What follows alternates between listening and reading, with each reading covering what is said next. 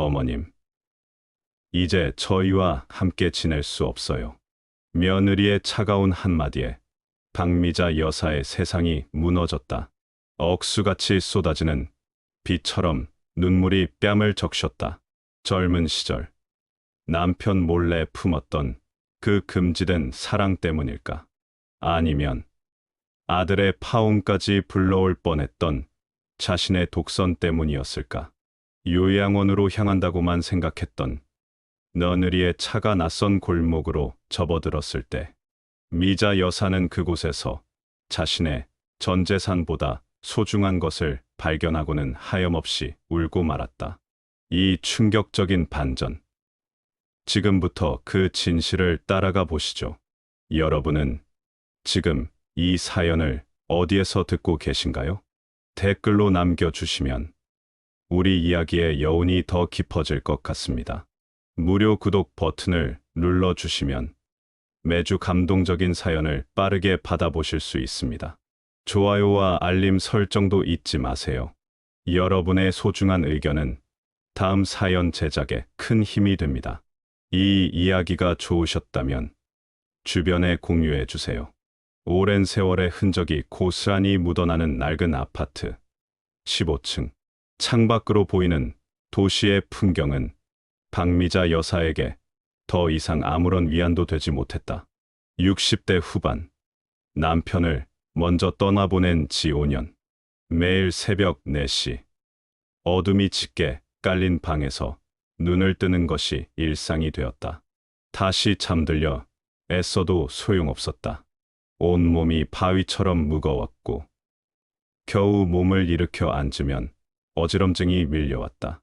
아이고, 이 몹쓸 몸뚱이. 혼잣말이 절로 터져 나왔다. 남편 영수의 빈자리는 여전히 차갑게 느껴졌고 그 빈자리는 그녀의 마음속 깊은 곳에 자리 잡은 또 다른 그림자를 불러일으키곤 했다. 20대 꽃다운 시절, 남편 영수와의 결혼은 순탄했지만 가난한 살림은 늘 그녀를 지치게 했다. 그러던 어느 날, 남편의 친구였던 그 남자, 준호를 만났다. 남편과는 다른, 능글맞으면서도 뜨거운 눈빛의 그 남자. 미자 여사는 자신도 모르게 위험한 줄타기를 시작했다. 그녀는 느릿느릿 부엌으로 향했다. 찬물 한 잔을 마시고 싱크대 위에 놓인 약봉지를 꺼냈다. 혈압약 2알, 관절약 1알, 그리고 이름 모를 하얀 알약 2알. 손바닥 위에 놓인 7개의 알약을 한참 바라봤다. 이 하얀 약은 또 뭐였더라? 6개월 전부터 먹기 시작했지만 의사의 설명은 기억나지 않았다. 그저 꼭 먹어야 한다는 말만 어렴풋이 떠올랐을 뿐이다. 약을 삼키고 거실로 나왔을 때 창밖은 아직 캄캄했다. 베란다 창문을 열고 아래를 내려다봤다. 15층 아래는 아득하게 멀었다. 여기서 떨어지면 자신도 모르게 튀어나온 생각에 미자 여사는 하들짝 놀라 황급히 창문을 닫고 뒤로 물러섰다. 왜 이런 무서운 생각이 드는 걸까? 소파에 앉아 텔레비전을 켰지만 새벽 뉴스 채널의 경제 뉴스는 아무것도 귀에 들어오지 않았다. 여보, 나 요즘 너무 힘들어. 텅 빈 거실에 혼잣말이 맴돌았다. 벽에 걸린 남편 영수의 사진을 바라봤다. 환하게 웃고 있는 남편. 5년 전 갑작스러운 심장마비로 떠났다. 당신은 좋겠다. 아무 걱정 없는 곳에 있으니 눈물이 흘러내렸다. 요즘 들어 눈물이 부쩍 많아졌다. 아무 이유 없이 눈물이 나고 가슴이 답답하고 숨이 막히는 것 같았다. 그녀는 자신이 늙고 병든 노인, 이제는 가족에게 짐이 되는 존재라고 생각했다. 그 끔찍한 과거, 남편의 친구 준호와의 불륜, 짧았지만 격정적이었던 그 시간, 샤워를 하면서도 문득문득 떠오르는 그의 체향, 거친 숨결, 그리고 이어지는 죄책감. 만약 그때 임신이라도 했다면 끔찍한 상상에 몸서리쳤다. 아침 7시 현관문이 열리는 소리가 들렸다. 어머님, 저예요. 며느리 서연이 들어섰다. 늘 이 시간에 와서 아침을 챙겨주고 출근하는 착한 며느리. 하지만 미자 여사는 그것조차 부담스러웠다.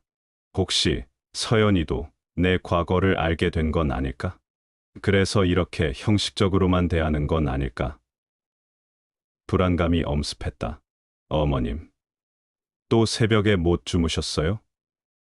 눈이 빨개요. 서연이 걱정스러운 표정으로 다가왔다. 조금 일찍 깼을 뿐이야. 미자 여사는 애써 태연한 척 대답했다. 요즘 잠을 제대로 못 주무시는 것 같아요. 병원에 가 보셔야 하는 거 아니에요? 서연이 부엌으로 가며 말했다.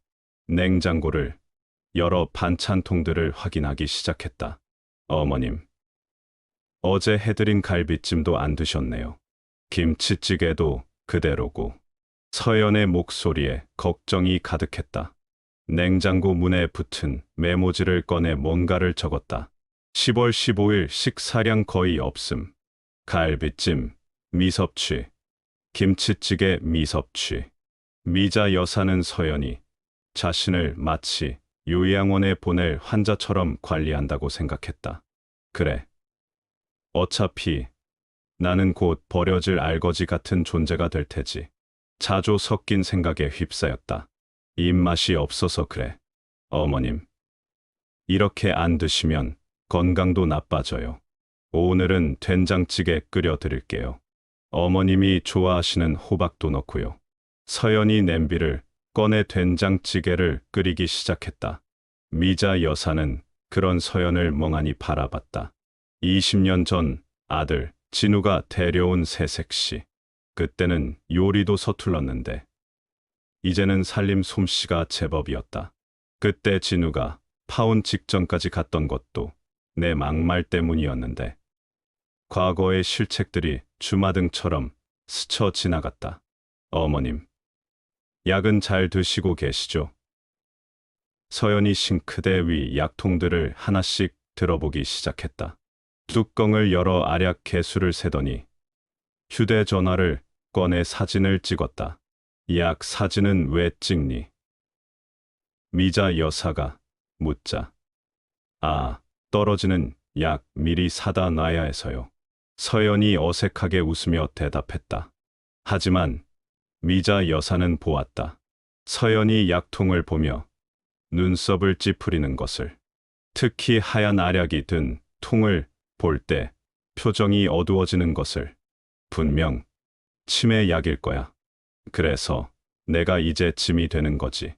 된장찌개가 끓는 동안 서연은 미자 여사 옆에 앉았다. 어머님, 진우 씨한테 연락 왔어요? 어제 전화했는데 통화는 못했어. 바쁜가 봐. 미자 여사가 대답하자 서연은 네, 이번 프로젝트가 중요한 거라서요. 다음 달에는 들어온대요. 라고 말하며 슬쩍 미자 여사의 얼굴을 살폈다. 그 눈빛에 뭔가 복잡한 감정이 스쳐 지나갔다. 동정심 같기도 하고 미안함 같기도 했다. 그래, 나 같은 늙은 여자를 돌보는 게 얼마나 힘들겠어. 동정하는 것도 당연해. 어머님, 혹시 요즘 기분이 어떠세요? 갑작스러운 질문에 미자 여사는 의아했다. 기분이라니. 혹시 내가 숨기고 있는 불륜의 죄책감을 눈치챈 건 아닐까? 그냥 혹시 너무 우울하거나 그러신 건 아닌가 해서요. 서연의 말이 이어졌다. 괜찮아. 나이 들면 다 그런 거지. 미자 여사는 대수롭지 않게 대답했지만 마음 한구석이 찔렸다. 사실 요즘 정말 우울했으니까.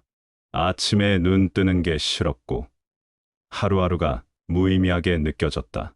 서연이 일어나 된장찌개를 그릇에 담아왔다. 어머님, 꼭 드세요. 제가 점심때 다시 올게요. 그럴 필요 없어. 바쁜데.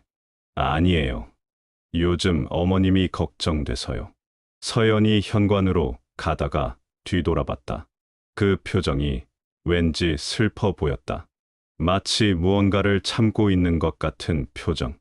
연기겠지. 날 요양원에 보내기 위한 연기일 거야. 서연이 나간 후 미자 여사는 혼자 식탁에 앉았다. 김이 모락모락 나는 된장찌개 한 숟가락 떠서 입에 넣었지만 아무 맛도 느껴지지 않았다. 마치 흙을 먹는 것 같았다. 숟가락을 내려놓고 창밖을 바라봤다. 아파트 단지 안 놀이터가 보였다.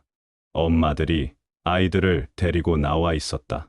웃고 떠드는 소리가 들려왔다. 나도 저런 때가 있었는데. 신혼 초 진우를 키울 때가 떠올랐다. 그때는 하루하루가 바쁘고 힘들어도 행복했다. 사는 이유가 분명했고 내일이 기대됐다. 지금은 어떤가? 남편도 없고 아들은 바쁘고 손녀 하은이도 자기 일로 정신없다. 혼자 덩그러니 맘은 미자 여사. 이제는 집만 되는 존재. 차라리 영수 당신 따라갔어야 했나? 또 무서운 생각이 들었다. 미자 여사는 고개를 세차게 저었다. 하지만 이런 생각이 자꾸 드는 걸 어쩔 수 없었다. 거실 서랍에서 일기장을 꺼냈다. 떨리는 손으로 펜을 잡고 썼다. 10월 15일. 오늘도 새벽에 잠이 깼다. 죽고 싶다는 생각이 또 들었다. 나는 왜 아직도 살아있는 걸까? 여보, 보고 싶어. 너무 외롭고 힘들어. 그때 그 선택이 내 인생을 망친 건가? 눈물이 일기장 위로 떨어졌다. 다음 날 오후 2시. 박미자 여사가 거실에서 뜨개질을 하고 있는데 현관문이 열렸다. 서연이 평소보다 이른 시간에 왔다. 어머님, 계세요? 여기 있어. 서연이 들어오며 인사했다. 얼굴이 좀 부은 것 같았고 눈도 빨갰다. 서연아, 무슨 일 있니? 얼굴이 안 좋아 보여. 아니에요. 괜찮아요. 학교에서 좀 피곤한 일이 있어서요. 서연이 억지로 웃으며 가방을 내려놓았다. 그때 휴대전화가 울렸다. 여보세요. 네, 민서연입니다. 서연이 전화를 받으며 방으로 들어갔다. 문을 닫았지만 완전히 닫히지 않아 목소리가 새어 나왔다. 네, 어머님 상태가 많이 안 좋아요. 혼자 계시기엔 정말 위험해 보여요. 박미자 여사의 귀가 쫑긋해졌다. 자신에 대해 이야기하는 게 분명했다. 위험하다니. 혹시 내 과거를 눈치챈 건 아닐까? 공포감이 엄습했다. 식사도 거의 안 하시고 하루 종일 누워만 계세요. 약도 제대로 드시는지 확인이 안 돼요. 서연의 목소리가 떨리는 것 같았다. 전문적인 케어가 필요하다고요? 네, 알겠습니다. 자료 보내주시면 검토해 볼게요. 미자 여사는 가슴이 철렁했다. 전문적인 케어라니 요양원 이야기인가? 그녀의 마음속에 번개처럼 스치는 생각. 아니면 그때 그 남자, 준호의 처형이었던 이영이. 그녀가 내 과거를 진우에게 폭로한 건 아닐까? 그래서 내 며느리 서연이 이렇게 나를 버리려 하는 걸까? 과거의 유령이 그녀를 옥죄어 오는 듯했다. 비용은 얼마나 되나요? 월 300만 원이요. 보증금은 따로 있고요. 네, 알겠습니다. 서연의 목소리가 점점 작아졌다. 미자 여사는 불안한 마음에 손이 떨렸다. 잠시 후 서연이 방에서 나왔다. 눈가를 손으로 비비며 나오는 게 보였다. 울었나? 아니, 연기일 거야. 서연아, 누구랑 통화했니? 아, 학부모님이에요. 상담 관련해서요. 서연이 어색하게 웃으며 부엌으로 갔다. 미자 여사는 믿을 수 없었다. 분명 자신에 대한 이야기였는데. 서연이 싱크대 앞에 서서 미자 여사의 약통들을 다시 확인하기 시작했다. 하나하나 열어서 개수를 세고 수첩에 뭔가를 적었다. 어머님, 이 하얀 약 잘 드시고 계시죠? 그럼 매일 먹고 있어. 다행이에요. 이 약은 절대 빼먹으시면 안 돼요. 서연의 표정이 심각했다. 그리고는 휴대전화를 꺼내 약통들을 여러 각도에서 사진을 찍었다. 사진은 왜 이렇게 많이 찍니? 기록으로 남겨두려고요. 어머님, 건강관리 차원에서요. 서연이 거실로 나와 미자 여사가 평소 쓰는 물건들을 살피기 시작했다. 50년 된 밥그릇을 들어보더니 사진을 찍었다. 이 그릇, 어머님이 결혼하실 때부터 쓰신 거죠? 그래, 시어머니가 주신 거야. 정말 소중한 물건이네요. 서연은 수첩에 밥그릇 50년 사용, 시어머니, 유품이라고 적었다. 그 다음엔 남편과 함께 샀던 국자를 들었다. 이것도 아버님과 함께 사신 거죠? 신혼 때 같이 시장 가서 산 거야. 서연은 또 사진을 찍고 메모했다. 국자, 고인과의 추억. 미자 여사는 점점 불안해졌다. 마치 자신의 유품을 정리하는 것 같았다. 날 버리려는구나. 내 전 재산을 처리하고 나를 요양원에 보내려는 거야. 서연아, 그런 걸 왜 다 기록하니? 어머님이 소중히 여기시는 물건들이잖아요. 혹시 나중에 필요할 수도 있어서요. 나중에 필요하다니 무슨 의미일까? 미자 여사는 절망에 가까운 불안감에 휩싸였다. 서연이 시어머니께 받은 녹그릇도 꺼내봤다. 하나하나 사진을 찍으며 상태를 확인했다. 이 녹그릇들도 정말 귀한 거예요. 요즘은 이런 거 구하기도 힘들어요. 그래, 시어머니가 아끼시던 거였지. 미자 여사가 대답하자 서연의 눈가가 촉촉해졌다. 이 여자가 날 연민하는구나. 죄책감에 우는구나. 어머님, 혹시 불편하신 곳은 없으세요? 어디 아프신 데는 없고요? 별로 없어. 그냥 좀 피곤할 뿐이야. 피곤하신 게 아니라. 서연이 말을 멈췄다. 무언가 더 말하려다가 참는 것 같았다. 그때 현관문이 열리며 손녀 하은이가 들어왔다. 할머니, 엄마도 왔네. 하은이가 밝게 인사했지만 서연과 눈이 마주치자 표정이 굳어졌다. 하은아, 잠깐 이리 와봐. 서연이 하은이를 데리고 방으로 들어갔다. 문은 닫혔지만 작은 목소리가 들려왔다. 할머니한테는 절대 말하면 안 돼. 알아요, 엄마. 걱정 마세요. 다음 주까지만 참자. 알았지? 무슨 비밀을 숨기고 있는 걸까? 분명 나를 버리는 계획이겠지. 미자 여사는 가슴이 답답했다. 둘이 나와서는 아무 일 없다는 듯 웃으며 차를 마셨다. 하지만 미자 여사는 알 수 있었다. 그 웃음이 가짜라는 걸. 저녁 6시쯤 서연과 하은이가 돌아갔다. 서연은 나아가면서도 계속 뒤를 돌아봤다. 미안한 표정으로. 저 동정하는 눈빛. 내가 버려지는 것에 대한 죄책감일 거야. 혼자 남은 미자 여사는 소파에 앉아 있다가 서연의 가방을 발견했다. 깜빡 잊고 간 것 같았다. 가방이 살짝 열려 있었다. 미자 여사는 망설이다가 가방을 열어봤다. 안에는 서류 뭉치가 있었다. 고품격 실버타운, 노인 전문 케어 센터, 24시간 관리 시스템, 빨간 펜으로 밑줄이 그어진 팸플릿들, 월 비용 300만 원. 입주 보증금 5천만 원, 치매 및 우울증 전문 케어라는 문구도 보였다. 박미자 여사는 손이 떨렸다. 정말로 자신을 요양원에 보내려는 것이었다. 그럼 그렇지. 결국 이혼 직전까지 갔던 내 과거의 불륜이, 내 독선이 결국 이렇게 나를 알거지로 만드는구나. 그때 서연이 황급히 돌아왔다. 어머님, 제 가방 못 보셨어요? 저기 있어. 미자 여사는 아무것도 보지 못한 척했다. 서연이 가방을 집어들며 안을 확인했다. 그리고는 안도하는 표정을 지었다. 어머님, 그럼 내일 봬요. 서연이 나가고 나서 미자 여사는 주저앉았다. 확실해졌어. 며느리가 나를 버리려고 하는구나. 그날 밤, 미자 여사는 한숨도 못 잤다.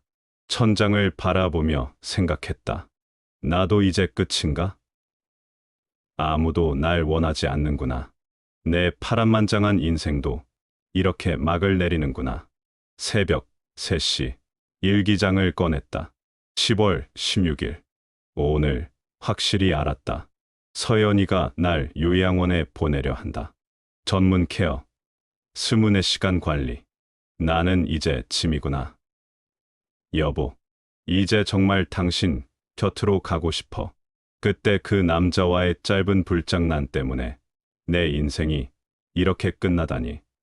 창밖을 보니 어둠 속에서 비가 내리기 시작했다. 미자 여사의 마음도 비처럼 어둡고 차가웠다. 가족들 앞에서 눈물을 보인 건 그때가 처음이었어요. 그녀는 중얼거렸다. 10월 17일 오후. 미자 여사는 오래된 앨범을 꺼내 들었다. 누렇게 바랜 흑백 사진들. 50년 전 이 집으로 시집 올 때의 모습이 담겨 있었다. 젊은 시절의 박미자 여사. 옆에는 청년 영수가 서 있었다. 그 뒤에 근엄한 표정의 시어머니가 계셨다. 시어머니, 그 이름만 떠올려도 가슴이 떨렸습니다. 무서우면서도 존경스러웠던 분. 순자야, 부엌으로 와. 결혼 첫날부터 시어머니의 호통이 시작됐었죠. 미자 여사는 떨리는 마음으로 부엌으로 갔었다. 오늘부터 내가 너한테 우리 집 음식하는 법을 가르칠 거야. 정신 똑바로 차리고 배워. 시어머니는 된장찌개부터 가르치기 시작했다. 된장은 이렇게 체에 걸러서 풀어야 해. 그냥 풀면 텁텁하잖아. 미자 여사는 열심히 배웠다. 하지만 처음 혼자 끓인 된장찌개는 실패였다. 이게 된장찌개니? 구정물이지. 시어머니가 한 숟가락 떠먹고는 그릇을 밀어버렸다. 된장을 너무 많이 넣었잖아. 간도 안 맞고. 다시 해. 미자 여사는 눈물을 참으며 다시 끓였다. 부엌에서 몰래 울면서. 요리도 제대로 못하는 것이 어떻게 남의 집 며느리가 됐어? 시어머니의 말은 날카로웠다. 하지만 포기하지 않고 가르쳐 주셨다. 순자야, 김치 담그는 법도 배워야지. 이건 우리 집안 대대로 내려오는 비법이야. 시어머니는 김치 담그는 법을 자세히 가르쳐 주셨다. 배추 절이는 것부터 양념 만들기까지. 소금은 꼭 천일염을 써야 해. 새우젓은 5월에 담은 걸로. 고춧가루는 태양초를 직접 빻아서 쓰고. 미자 여사는 하나하나 배워나갔다. 실패도 많았다. 너무 짜거나 너무 싱겁거나 양념이 안 배거나. 아이고, 이게 김치야겠네. 시어머니의 혹평에 미자 여사는 또 울었다. 하지만 포기하지 않았다. 1년쯤 지났을까. 미자 여사의 요리 실력이 늘기 시작했다. 시어머니도 조금씩 인정해 주셨다. 오늘 된장찌개는 그럭저럭 먹을 만하네. 작은 칭찬이었지만 미자 여사는 기뻤다. 그러던 어느 날, 미자 여사는 시어머니가 이웃 아주머니와 대화하는 걸 우연히 들었다. 우리 며느리가 된장찌개를 기가 막히게 끓여. 내가 가르친 보람이 있지. 시어머니가 자랑하고 계셨던 것이다. 미자 여사는 그때 처음 알았다. 시어머니가 속으로는 자신을 인정하고 계셨다는 걸. 세월이 흘러 시어머니가 병들어 누우셨을 때였다. 30년 전 시어머니는 폐암 말기 판정을 받으셨다. 순자야. 병상에서 시어머니가 미자 여사의 손을 잡으셨다. 내가 너무 엄하게 했지. 아니에요. 어머니. 어머니 덕분에 제가 살림을 배웠어요. 사실은 말이야. 시어머니의 눈에 눈물이 고였다. 내 손맛이 최고였어. 내 입맛보다 나았어. 동네 사람들한테 맨날 자랑했단다. 우리 며느리가 요리를 얼마나 잘하는지. 미자 여사도 울었다. 그리고 이 된장 담그는 비법. 내 며느리한테도 꼭 전해줘. 우리 집안의 맛을 이어가야지. 그것이 시어머니의 마지막 부탁이었다. 미자 여사는 앨범을 덮으며 생각했다. 이제 자신도 시어머니처럼 되는 건가? 며느리에게 짐이 되는 존재. 그때 정말 모든 걸 포기하고 싶었습니다. 그 남자를 잊고 과거를 묻고 살아왔는데 결국 이렇게 되는구나. 거실 테이블 위에 서류 봉투가 놓여 있었다. 서연이 급하게 나가면서 떨어뜨린 것 같았다. 미자 여사는 망설이다가 봉투를 들어봤다. 안에서 서류가 삐져나와 있었다. 그런데 오늘은 다른 서류도 있었다. 이입소 신청서라고 적힌 서류. 미자 여사의 이름이 이미 적혀 있었다. 생년월일, 주소, 병력까지. 전문 케어가 필요한 어르신이라는 문구가 보였다. 옆에 작은 글씨로 우울증 관리라고 적혀 있었다. 전문 케어라니. 나도 이제 치매가 오는 건가? 미자 여사는 혼자 중얼거렸다. 최근 깜빡하는 일이 많아진 것 같아 더 불안했다. 미자 여사는 충격을 받았다. 자신이 치매라니.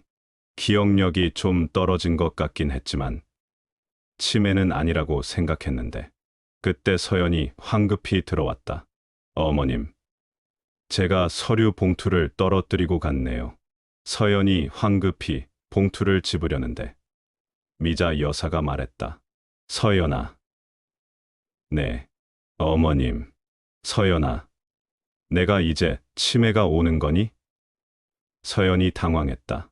어머님, 아니에요. 그런 게 아니라. 됐어.